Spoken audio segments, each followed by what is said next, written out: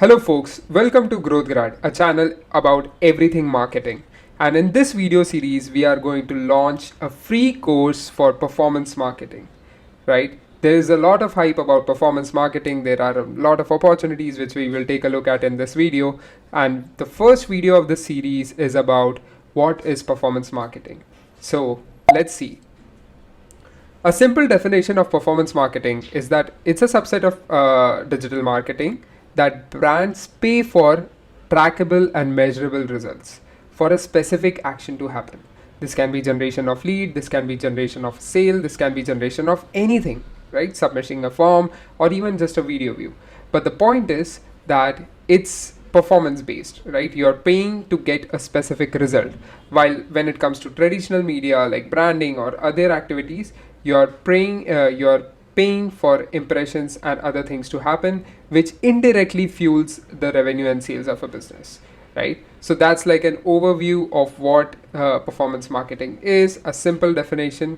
Now, before we get into the other details of what actually contains inside performance marketing, uh, you must be wondering, who the hell is this guy? Well, I've been doing performance marketing since the last 5 years, and in the last 5 years, I have got the opportunity to come on podcasts and receive awards and stuff like that with other people who are in the field and are very reputed, like Digital Deepak, Jayant. I've also gotten the opportunity to write guest chapters for performance marketing in this amazing book called Mastering Growth Marketing. Apart from that, GrowthGrad has been in existence for more than a year now, but we were taking private cohorts. There is one screenshot from one of the cohorts that where I was teaching performance marketing. So far in my journey, I have generated more than $20 million in revenue using performance marketing for my clients, handled more than $700,000 of budgets per month when it comes to performance marketing. And using all this experience, I want to deliver you the best free course available on YouTube in 2025 for performance marketing. So let's move ahead. Here is a real world example of how a brand marketing is different from performance marketing. We have taken the brand called Levi's. Luckily, I had been given an opportunity to consult and audit Levi's on their performance strategy. So here's an example for the same. In brand advertising, you will see there is a big banner where the headline typically says "Live in Levi's." Right? There is no call to action. There is no way you can interact with that particular banner. But at the same time, here are other screenshots. One is from Meta, one is from Google. If you type Levi's jeans, you see their branded search campaign over here. We'll get into the details so that in the coming videos, so that you understand the analogies that we are talking about. And then on the right hand side, extreme right, you will see a catalog ad inside Meta. Now see the difference. Here is just a banner which is talking about Live in Levi's. So while you are going through the streets and you are looking at that, you are building that aspirational value or any other kind of messaging that the brand wants you to perceive just by looking at that. You are not immediately interacting with that banner, but it is building a recall in your head. While on the other hand, when it comes to Google, once you've searched for Levi's jeans, there is a ad which you can click on. You can visit their store and then you can actually purchase the product. So let's say Levi's has set up the campaign, and because of competition and every other factor which you will learn about in the coming videos, you have to pay 30 rupees for that click to happen, right? Levi's is paying 30 rupees for your click to happen on that ad, right? It has paid for that specific action, and based on the conversion rate, whatever it is, let's say you went to the website and you purchased a polo t-shirt for 1400 bucks. So after paying 30 rupees to acquire your click, Levi's was able to make 1400 bucks as a sale from you, right? Now conversion rates won't be 100%, but at the same time you get the bigger idea. While on the banner, there is no clear track of when you are going to make a purchase or where you are going to make a purchase from. You may see the banner, you may open it online and purchase it online, or you may visit a mall, you find a Levi's store, you remember that, oh, that was a very nice ad, let me get a jeans, right? So multiple actions can happen. But with performance marketing, you can actually draw a line from where the user got interested to where the purchase happened. And that's why in the subset of digital marketing, performance marketing is the area where brands put in the money to get something in immediate return, right? Now this is a real world example from a brand like Levi's. There are other examples also you can take. right from a local car shop guy near you.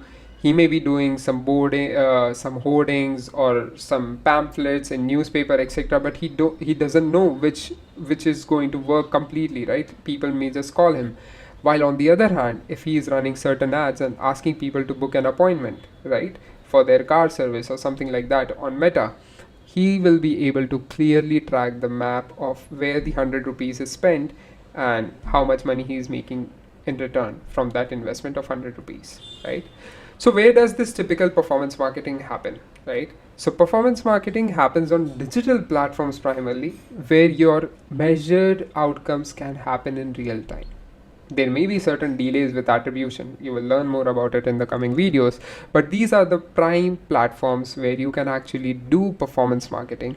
And honestly speaking, in my experience, even if you master Meta and Google, Meta includes Facebook, Instagram, Meta, and Google, you are good enough to go ahead, right? Because it's not just these two channels, it's the entire mechanics that happens to set up these two channels, to design and plan, which we will cover in the coming slides, as to what a performance marketer typically does in a day to make successful campaigns. So you don't have to master every single platform on day one. Start with one, go deep into it, become an expert into the same, and parallelly start launching campaigns in the other one, right? So like different platforms have different advantages, and you actually choose the platform which is right for the business as a brand, as a performance marketer. We will get into the details later, but this is where performance marketing typically happens. Some people also consider SEO and other kinds of things into performance marketing, which can be done if your specific agenda of or subset of the entire SEO activity is to achieve a certain action like form fill, etc. Typically happens with websites related to lawyer, hospitals, etc., etc. But in my experience, broadly, when people say performance marketing, this is what they mean, right? Cool.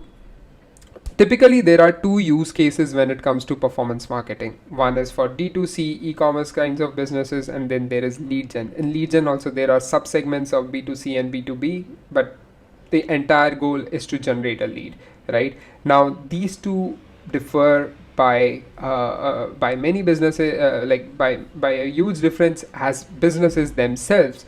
But apart from that, as a performance marketer, your vision for a D2C brand cannot be the same as a lead generation brand, right? The core difference is in the metric itself. If you would see over here, I have mentioned certain metrics. Like if you're running performance marketing campaigns for D2C brands, then your cost per purchase, return on ad spends, average order value, lifetime value, these are the metrics that you start looking at, start optimizing on, apart from your regular CPM, CPCs, etc. While in lead generation, you are generating a lead, so cost per lead, marketing qualified lead, sales qualified lead, what is the lead quality like, what is the closing rate from a lead getting generated to a sale happening. Because when you are running performance marketing campaign, you are actually generating that lead and submitting it to the business, to the sales team, who then works on those leads and then generate a sale. So what is that percentage of closing like? CPLQ, which is cost per qualified lead, and L2Q percentage, which is lead to qualification ratio. These are just some metrics that you take a look at from the overall picture, and you can see the metrics by themselves are so different. You need a different mindset if you're running an ad for a D2C business or running an ad for a lead generation business, right? To give you certain example, if you're using Instagram, which I know most of you are, if you're just scrolling, there's an amazing t-shirt ad, or let's stick to Levi's, right? There's an amazing jeans ad which is coming. You click on it, you go to the website, you see the best possible combination that you like, you purchase, you pay online, the deal is done. Levi's will just ship the product to you. Levi's has received the money from you. Now on the other hand, let's say you purchased a new home and now it's looking all empty. You want to get some interiors done. You are seeing certain ads on Instagram again for interior developers, interior designers near your home. But instead of purchasing an interior package, which you won't, you will actually fill a form.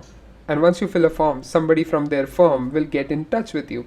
And then they will do a site visit, right? They will see, based on that, they will prepare a plan. And then you actually decide to pay them or not, right? So as a performance marketer, you need a different mindset to work on both of these activities, right? So the only question that you need to think about when you're dealing with D2C or lead generation is, what is my final objective, right? Is it to generate lead or is it to generate a sale? But there is a small side note just from my experience. Even with lead gen, take responsibility till the end point of qualified lead. That will make you separate from all the other thousand performance marketers and experts that are out there who are just submitting lead and not taking responsibility of the quality of the lead. A side note just from my experience, right? Now let's get into the details of what does a performance marketer actually do. This so many things, right?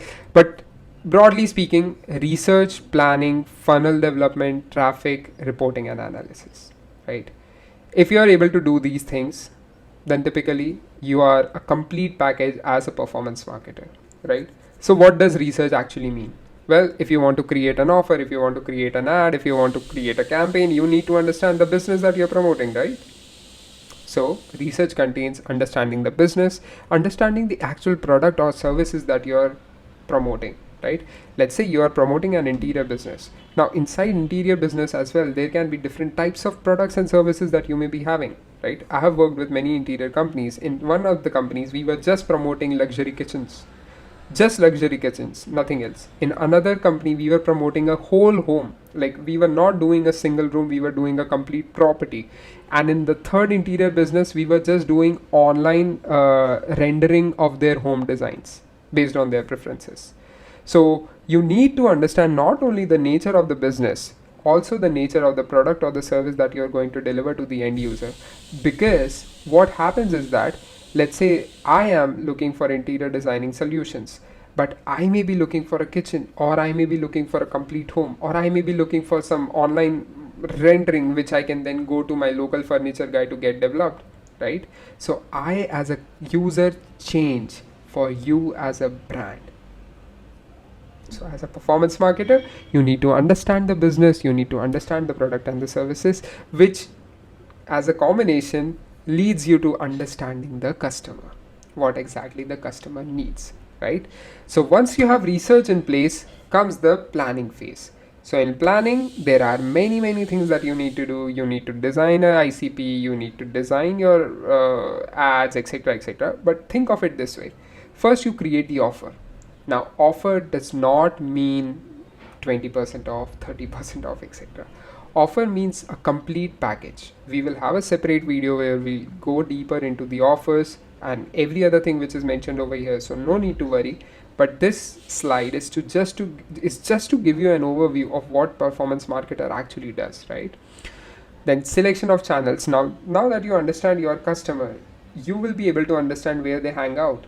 Are they on Facebook, or they are on Instagram, or they are on Threads? We have another social media platform. Or they are typically searching on Google, or they are on YouTube, or they are on LinkedIn. Many things. So once you understand the customer, you will be able to select the channel. Once you understand the product and the business, you will be able to create offers. And once you understand the offer as well as the customer, you will be able to create ads and copies. Communication that resonates with your customer, right? Because at the end of the day, everything that you do, if your ads and copies and your offer is not in place, nothing will work. Honestly, talking from experience. Second last is tracking. So the core part which we discussed in the simple definition of performance marketing is that every penny gets tracked to the revenue that it is able to generate, right? So your tracking has to be on point. With so many GDPR rules and cookieless world coming in, browsers, etc., privacy, iOS 14, tracking has changed a lot, right? So tracking requires a deeper level of expertise, which we will see to cover in one of the videos that we launch. And then we have landing pages, because if you generate traffic, you generate clicks, you need pages that are able to convey the story further and convince the user to either fill a form or generate a sale, depending on the type of nature of the business that you are in, right? Once you have done that, the entire thing is packaged in a funnel, right? Now, there are different types of funnels. Some of the funnels are mentioned over here. E-com funnel, typically, the Levi's example, you click, you see the product, you view the product, you add to cart, you generate a sale. Webinar, you basically do a webinar, educate people once they have generated a lead as a mass nurturing, and then produce a sale. Workshop may, you give them more information and then you generate a sale. Lead magnet, you give a small piece of the entire product or the service suite that you have, entice them, nurture them, and then generate a sale. And then you have direct response funnel, where you are just like, generate a lead, somebody from our team will call, or something like that, right? So we will get into the details, but these are the type of funnels which you package everything that you have researched and planned inside, right? And once you have that funnel in place, because you now know exactly how your flow is going to happen from a user, you start doubling down on the traffic channels, right? So there is Meta, Google, LinkedIn, YouTube, TikTok, whatever. Many other channels are there, but these are the primary channels. Meta contains Facebook and Instagram, right? So you start investing money, you start setting up ads, you start setting up your tracking everything that you have planned over here. You start putting it inside Meta, LinkedIn, Google, YouTube, and all the other channels, and generate traffic. Where this traffic goes to your funnel, right? And once this system is in place, you have reporting and analytics, which you measure your KPIs, which are key performance indicators, which you decide along with the brand owner, your boss, your founder, whoever it is, and metrics, right? So we had seen examples of metrics for D2C and lead generation. So you start tracking these now. Now, as a regular practice of a performance marketer, right, these are the activities that you typically do before the launch phase, and you keep doing these activities after a duration of time.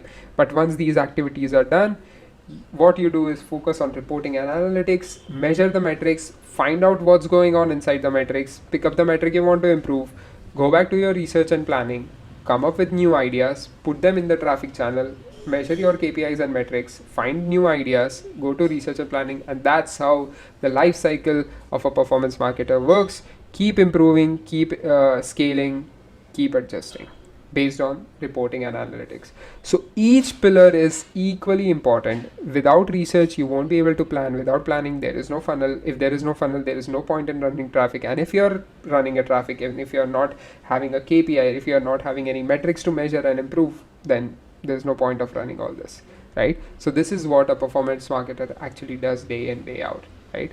There are many tools which are available, like Google Analytics, Google Tag Manager. We are also using a lot of ChatGPT and AI tools. We will make separate videos for using ChatGPT and other AI tools to develop performance marketing ideas and campaigns in this channel. But yeah, with the help of tools, creative analytics, and a testing mindset, you can stand out really far from all the other performance marketers that are out there in the market. Believe me, I have hired many, right? So now the question is, in 2025, is it even worth learning performance marketing? Well, here is a screenshot from only 3 platforms, right? LinkedIn, Naukri, and Indeed. And what I've done is I've just searched performance marketing and filtered it for India. I'm not even looking at global remote jobs that are possibly available, right? And this is just a job angle, right? 18,000 jobs available in Naukri, 2,000 plus results available on LinkedIn, 12,000 plus jobs available on Indeed. Now you tell me if it is worth learning performance marketing or not.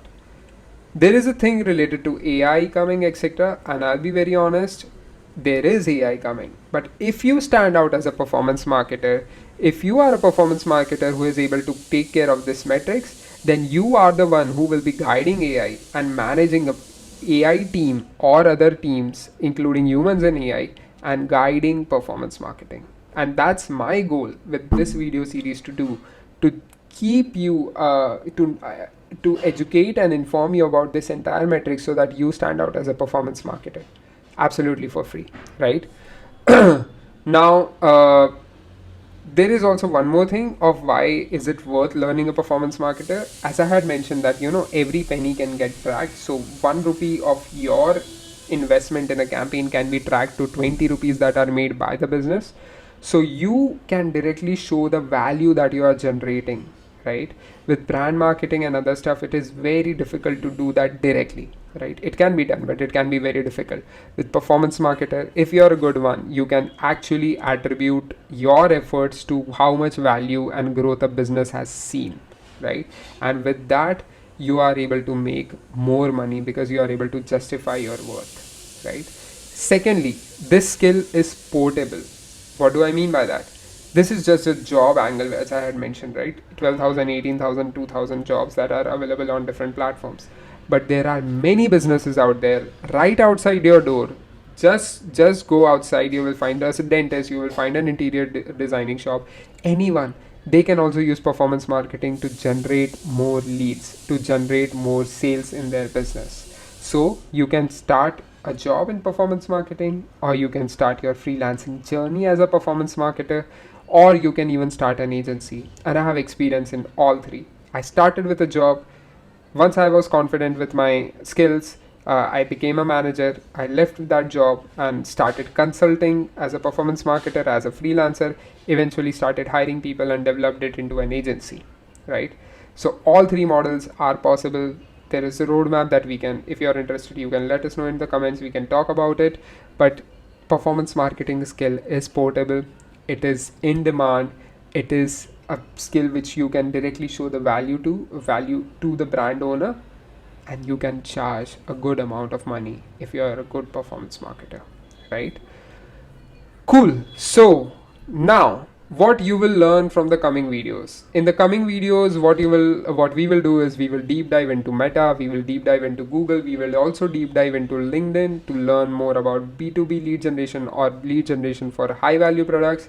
We will also learn about creating copies using AI for faster, smarter execution. Tools like Google Analytics, landing page best practices, how to do tracking setup using Google Tag Manager, and many more things, including research and D2C expertise, lead generation expertise, etc. So if you want to get hired as a performance marketer, find your next client or your first client as a performance marketing freelancer, or start working on building an agency, which I would recommend only do if you have the skill, right? Personal advice. If you are planning to take any of the three paths within the umbrella of performance marketing, then we will do this together in this free performance marketing video series, and we will make sure that in 2025 you are a skilled performance marketer.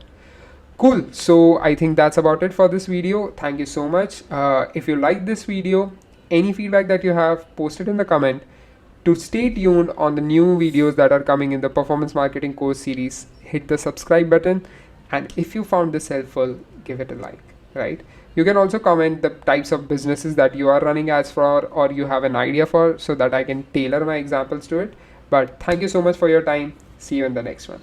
Bye-bye.